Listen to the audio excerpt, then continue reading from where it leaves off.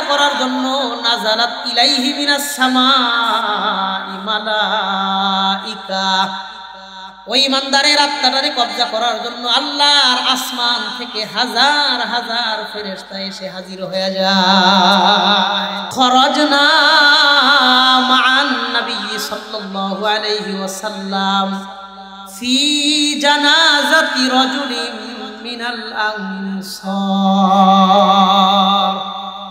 আমরা একদিন এক আনসারী সাহাবী মারা গেছে, তার জানাজা পড়তে গেলাম নবীজির সাথে। নবীজিও গেছেন, আমরাও গেছি। আনসারী সাহাবী মারা গেছে। বলেন কে মারা গেছে? হ্যাঁ, আনসারী সাহাবী মারা গেছেন। আমরা তার জানাজা পড়ার জন্য রওনা হয়েছি। এক পর্যায়ে গিয়া হাত্তা ইনতাহাইনা ইলাল কবরি, আমরা সবাই কবরস্থান পর্যন্ত পৌঁছলাম। জানাজা পড়ার জন্য আমরা সকলে রওনা হয়ে কবরস্থান পর্যন্ত পৌঁছলাম। পৌঁছার পরে দেখি ফালাম্মা ইউলহাদিল কবরু, এখন পর্যন্ত কবরটা খনন করা হয় নাই, এখনো কবর খোঁড়ার কাজ শেষ হয় নাই, কাজ চলতেছে। আরবের মাটি তো একটু শক্ত মাটি, আমাদের বাঙালি মাটি কোদাল দিয়ে কোপ দিলে মাটি খুইরা যায়, কিন্তু আরব দেশের মাটি কোদাল দিয়ে কোপ দিলে খোরে না, নিচে পাথর বেশি। এই জন্য আস্তে আস্তে সময় নিয়ে কাটতে হয়, সময় নিয়ে কবর খুঁড়তে হয়। কথাটা কি বুঝতে পারছেন সবাই? তো সাহাবী বলেন আমরা যাই দেখি কবর খোঁড়ার কাজ চলতেছে, এখনো কবর খোঁড়ার কাজ শেষ হয় নাই।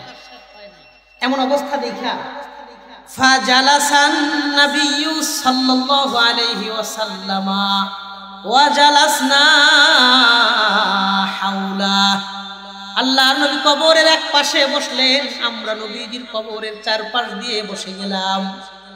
নবীজি একটা জায়গায় বসলেন, আমরাও নবীজির চারপাশ দিয়ে বসে গেলাম। কান্না আলা রুসিনা তায়র, কেমন যেন আমাদের মাথার উপরে পাখি বসা, এতটা নীরব ভাবে আমরা বসে রইলাম। একজন সাহাবী ভাই মারা গেছে, আমাদের সকলের মন খারাপ। আহারে, মাথার উপরে বা গায়ের উপরে পাখি বসলে যেমন কেউ নড়াচড়া করে না, আমরাও এতটা নিশ্চুপ ভঙ্গিতে এক জায়গায় বসে গেলাম। সবাই চুপচাপ মাথাটা নিচা করে বসে রয়েছি এক জায়গায়, নবী মাঝখানে বসা, আমরা চারপাশে বসা। তিনি বলেন ওয়াফি ইয়াদিহি উদুন ইয়ানকুতু বিহি ফিল আরদি, নবীজির হাতের মধ্যে ছোট্ট একটা লাঠির টুকরা, এই টুকরা দিয়ে নবীজি জমিনের মধ্যে আঁকা আঁকি করতেছে।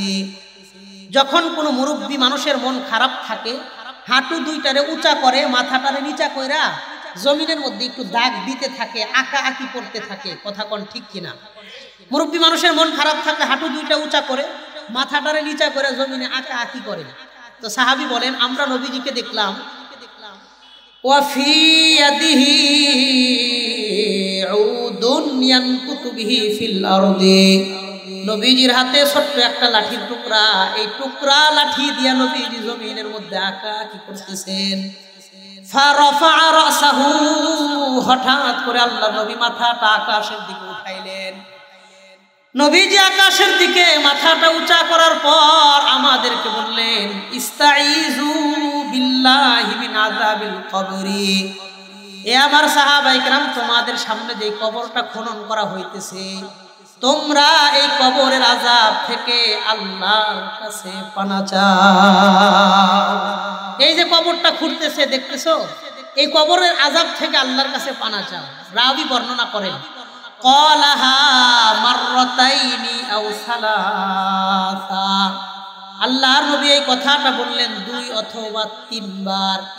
একটা কথাই যদি 2 বার কিংবা 3 বার বলা হয়, ওই কথার গুরুত্ব কম থাকে না বেশি থাকে? নবীজি বললেন শোনো, ইস্তাইযু বিল্লাহি মিন আযাবিল কবরি, তোমরা কবরের এই আযাব থেকে আল্লাহর কাছে বেশি বেশি পানা চাইবা। এই কথাটা আল্লাহর নবী 3 বার সাহাবায়ে কেরামদেরকে বললেন।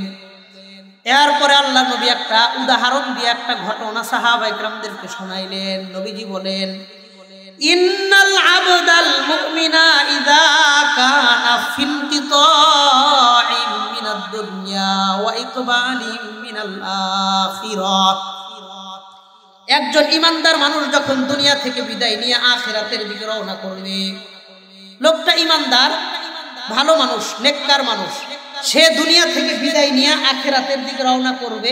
মরে যাবে অবস্থা একটা খাটিয়ার উপরে শোয়া, আত্মীয় স্বজন চারপাশে ভিড় করে রয়েছে, কেউ সূরা ইয়াসিন পড়ে, কেউ কান্নাকাটি করে, কেউ কালিমার তালকিন দেয়। এমন বিভিন্ন চিত্র ঘটনা আমাদের সমাজে মাঝে মধ্যে দেখা যায় কি যায় না? নবী বলেন, ইন্নাল আবদাল মুমিনা ইযা কানা ফিল কিতাইন মিনাদ দুনিয়া ওয়া ইকবালিন মিনাল আখিরাহ। একজন ইমানদার মানুষ যখন দুনিয়া থেকে বিদায় নিয়ে হাসরের দিকে রওনা করবে, আখিরাতের দিকে রওনা করবে, ইমানদারের আত্মাটা কবজা করার জন্য নাজালাত ইলাইহি মিনাস সামাই মালাইকা। ওই ইমানদারের আত্মাটারে কবজা করার জন্য আল্লাহর আসমান থেকে হাজার হাজার ফেরেশতা এসে হাজির হয়ে যায়।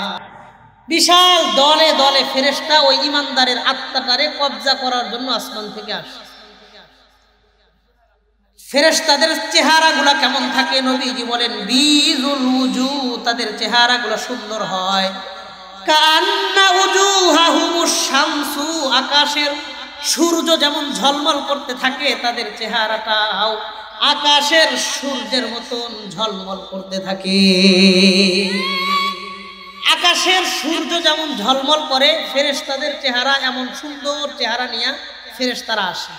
নবীজি বলেন, মাহুম কাফনুন মিন আকফানিল জান্নাহ ওয়া হানুতুম মিন হানুতিল জান্নাহ।